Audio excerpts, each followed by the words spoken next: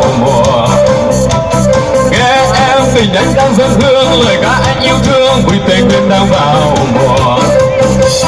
Chim phi chim tối cưa chim hối mà nơi đang reo, chim phi chim tối cưa chim hối mà nơi đang reo ca.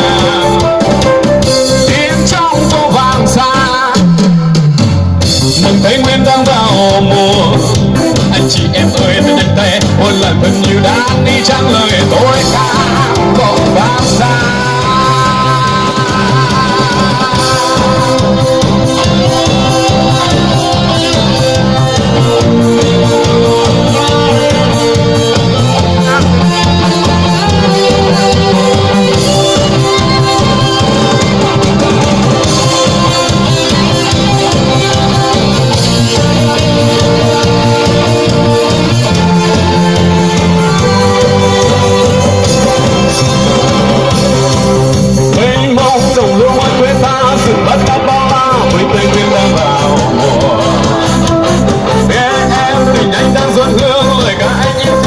Tây nguyên đang vào mùa.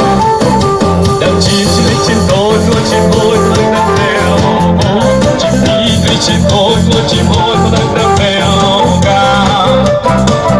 Tiếng trong phố vàng xa, mừng Tây nguyên đang vào mùa. Anh chị em ơi thân anh thấy ôi lặng thầm nhiều đang nghe trang lời tôi ca vọng vang xa. Mênh mông đồng lúa